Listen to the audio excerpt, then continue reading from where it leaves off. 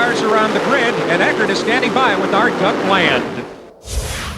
Rick Eckert has been Mr. Consistency this season. In 9 events, 8 top 10 finishes. But one thing has been eluding his resume, a victory.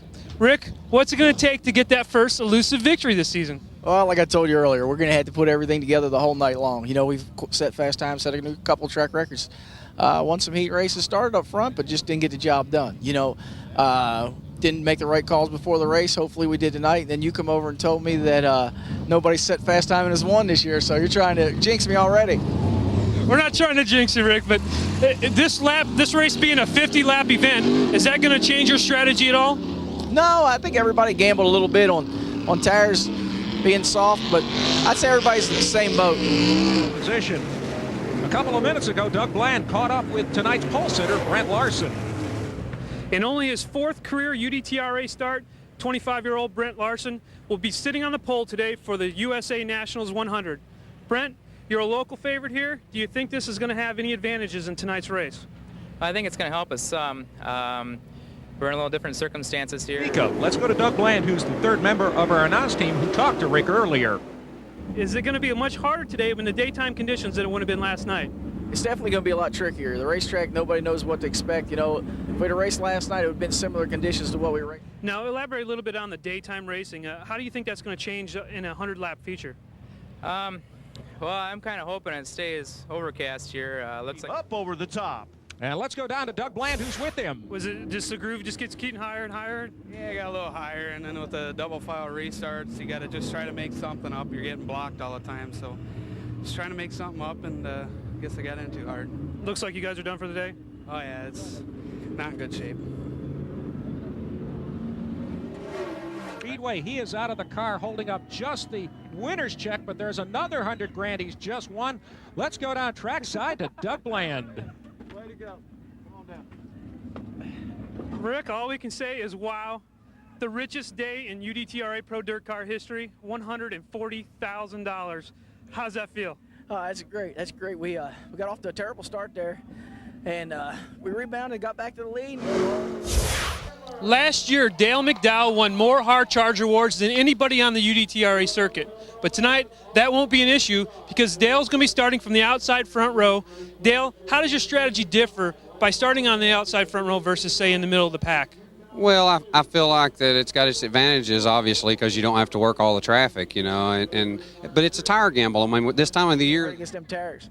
At what point did you realize that the track was going to rubber up and you had to get to the bottom? Well, it was too late. I was still up there flailing around the top, and Dale drove by me down there bottom, and I thought, well, I'm in trouble. So I couldn't get to the bottom. Steve got by me, and then on a restart, I got back by Steve on the top there and got me a shot back at the bottom. Rick Eckert remains the point leader and takes home $140,000. Congratulations, Rick. Thank you. And before we go racing, let's go to the 3rd member of our announce team, Doug Bland. That's right, guys. We're getting ready to go racing here, and I'm with series point leader Dale McDowell. Dale, what do you expect you might be able to learn here from the heat races tonight? Well, if you're in early heat, sometimes it's limited what you can learn. Thoughts? Scott Bloomquist has always been a great competitor when we come into a track for the first time. Scott, here we are, first time at this track. How do you like your chances here starting from 7th position? I think we're pretty good. You know, we went a little bit soft in the heat race, you know, and Francis made a good run. What he can get, and let's go trackside to Doug Bland for a quick update. Donnie Moran, driver of the QPI Tools number 99, had to go to a backup car because of an altercation in the heat race. Now, this car has never set foot on dirt. We spoke to Donnie. He says, I don't know if it's going to spin out. I don't know if the motor's going to blow up. We don't know anything. We have no information on his car. He's starting shotgun on the field, so let's see what he can do. And if he works far enough forward, he may win. The Advanced Auto Parts sure didn't feel like that. Let's go to Victory Lane and our pit reporter, Doug Bland. Dale, you said you liked the looks of it from starting up front. You guys definitely took advantage of that front row starting position. What did you guys find the last couple of weeks to be so dominant?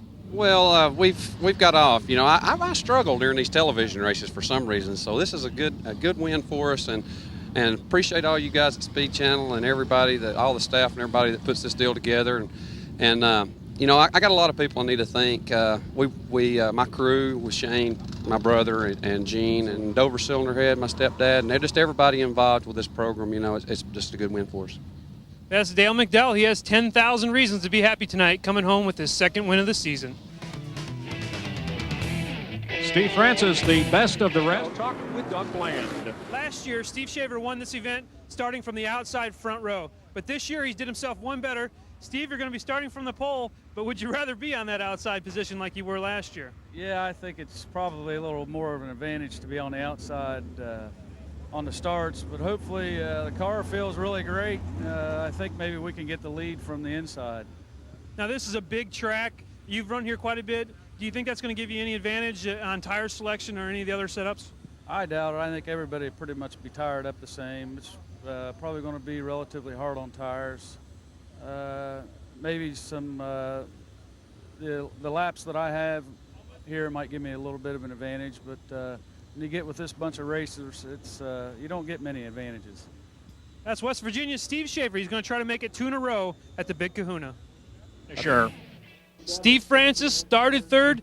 You fell back to fifth, came back to second. Looked like you and Eckert had a heck of a battle out there. Tell us a little bit about it. Yeah, the racetrack was a little greasy there on the inside on that start, and I just left myself too low. You know, we run the bottom of the heat race there to get by Scott there late in the heat, so I thought, well, maybe we can just pull a quick one here and ride around the inside of everybody and try to lead the first lap, but it didn't work that way, and it was a little bit greasy, and we lost a couple of spots and had to gain them back, and it seemed like every one of those double file restarts, we wound up on the inside of those too, so that hurts a little bit, but I don't think we had anything for Dale. His car was just really good anyway. Steve Francis will stay solidly in the 4th position in the points grab. Let's go to Doug Bland with our 3rd place finisher. Rick Eckert started on the pole tonight, but after a heated battle with Steve Francis, he brings her home in 3rd. Rick, tell us a little bit about that race out there with Steve Francis. Well, Steve, I didn't know Steve was out there. I knew somebody was close. I didn't know he was outside me there. We about hit there. I about got into him. I didn't know he just drove around me there.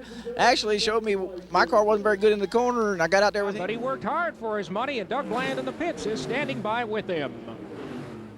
How's it feel to get your first win of the season? Oh, it feels wonderful. I'm just happy for all my crew guys. I tell you what, we've worked really hard this year, and just haven't seemed to be able to get in victory lane, but what a great place to be in victory lane here at the Rock. Now, 2 years in a row you've won this event. Obviously, you've got this place figured out. What's your secret?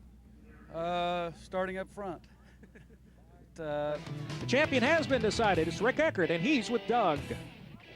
Rick, you guys knew exactly what you had to get done tonight. You did exactly what you needed to do. How does it feel to be the 2-time national champion? Oh, that's great. That's what we tried for all year. We had to finish 6th or better, and we ended up, I think, finishing 6th. You know, that's not really the goal.